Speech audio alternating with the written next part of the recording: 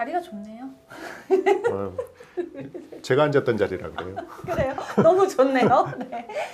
아니 지금 이제 다음 사례는 뭐냐면 엄마인데요. 또 저기 워킹맘이에요. 집에 돌아와서 아이가 뭐 별 잘못을 한 것 같진 않은데 막 화를 내, 혼내. 그게 자기 고민이에요. 그래서 아이가 뭐 어떤 잘못을 했는지 뭐 그런 사건들이 있었는지를 먼저 알아봤죠. 네. 알아봤는데 엄마가 왜 힘드냐, 화를 낼 수 있지. 애가 말 안 아니, 들으면 그렇죠. 네, 혼내야죠. 네. 아이한테 화를 내고 나서 갑자기 힘들어하는 게 내가 나쁜 엄마가 된 것 같았어요. 화낸 것에 대해서 뭔가 미안한 마음, 네. 또 나쁜 엄마 아닌가라는 죄책감 이런 게 생기나 보다. 애가 나 때문에 기가 죽었나 하고 또 가가지고 쓸데없이 뭐 우리 여행 가기로 했는데 막 이러면서 애를 또 막 달래주는 것이죠, 갑자기. 이게 근데 반복되는 건 상당히 안 좋은 습관인 것 같은데 왜 그 엄마는 화가 나게 되는지 너무 궁금한 사항이고, 그 화가 나는 그 기저 아래엔 또 어떤 문제들이, 감정의 그런 소용돌이들이 일어나고 있는지 선생님이랑 오늘 좀 그 부분도 탐색을 좀 하고 싶어요. 여러분, 이건 근데 모두 다 가상의 사례입니다. 많은 분들이 이런 문제로 오시지만 이런 사례는 저희가 각색을 했다는 점 알아주세요. 네. 근데 이제 아까 얘기로 돌아가면 사람에 따라서 화가 나는 게 여러 가지 이유가 있잖아요. 이제 그 내담자 같은 경우는 왜 아이가 그렇게 잘못한 게 아닌 것 같은데도 화가 났을까, 이런 것들을 좀 찾아보셨잖아. 욱하는 거 아닐까? 아니, 화를 내야 되는 때도 있어요. 그런데 이렇게 찾아오시는 내담자들은 화를 내야 되는 때 화를 잘 냈음에도 불구하고 내가 나쁜 엄마인가? 왜 화가 났지? 죄책감. 그게 문제라는 것이죠. 그 왜 그런 마음이 드느냐. 글쎄요, 어떻게 화를 냈는지에 따라서 그게 화를 잘 낸 건지 좀 다른 방식으로 했어야 되는지는 차이가 있을 수는 있지만 어쨌든 화낸 것이 내가 나쁜 엄마 아닌가, 이런 생각을 하게 된다는 건 우선 이 엄마가 내가 그렇게 화낼 수도 있거나 혹은 화낼 만한 이유였다는 걸 인정하지 않아서 그런 거 아닐까요? 근데 왜 화를 내지? 화를 낼 상황인 거를 나는 인정을 안 하는데 화가 났잖아. 아니 그러니까 화를 낼 수도 있다. 그런데 화를 낼 수도 있다는 걸 인정하면 나쁜 엄마라는 생각을 안 할 수도 있는데 그것도 인정을 안 하고, 그러니까 그냥 화낸 것 자체에 대해서만 나쁘다고 평가하는 거 아니냔 말이죠, 스스로에 대해서. 그럴 수 있겠네요.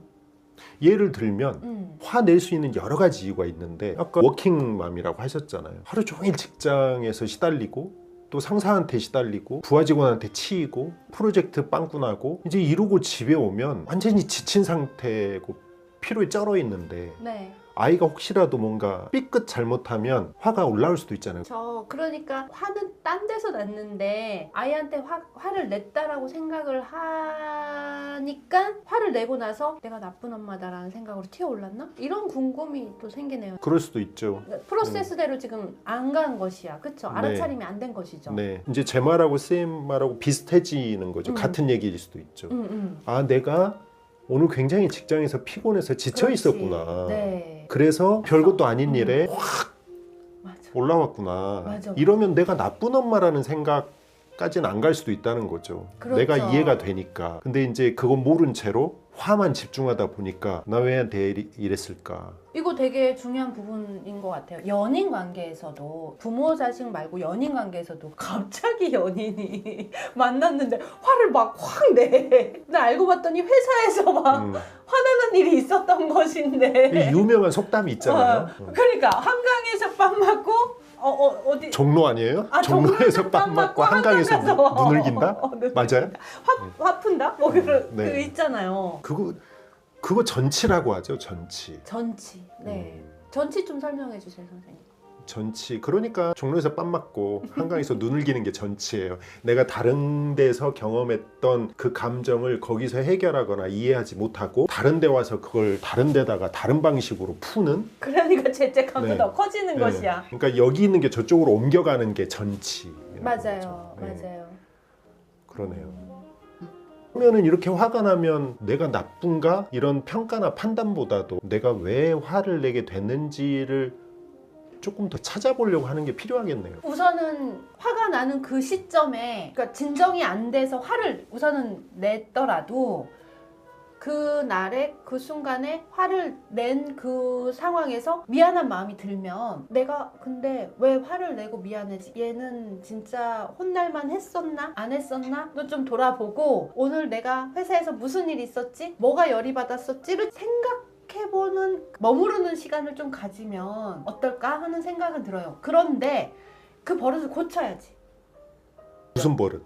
갑자기 내가 나쁜 엄마인가를 판단하는 버릇? 아니면 와서 딴 데서 화가 나는 걸 네. 여기다 푸는 거 밥? 그런 거 모든 걸 다 고치도록은 해야죠. 내가 이런 습관이 있구나를 이제 알아차렸다면 내가 회사에서 화가 났으니까 얘한테 화를 내도 돼? 그건 안 되죠. 그렇게 가면 안 되고 그거 알아차리고 나서부터는 내가 이런 버릇이 있구나, 이런 습관이 있었구나, 어쩌면 내가 남편에게도 이런 습관을 보일 수가 있겠구나 하고 조금 알아차려 가면서 좀 습관을 고치도록 해야 되는 훈련은 필요하다라는 생각이 들어요. 그래야 이제 예를 들면 아 내가 그러지 않으려면 회사에서 벌어진 상황들을 그때 잘 이렇게 해결하는 연습도 할 필요가 있겠다 이런 마음도 들겠네요. 그렇기도 하고 회사에서 상황이 안 좋은 건 어쩔 수 없잖아요. 상황은 안 바뀌잖아요. 네. 아이한테 와서 엄마 오늘 회사에서 기분 안 좋으니까 좀 조용히 있어라. 조용히. 막 이런.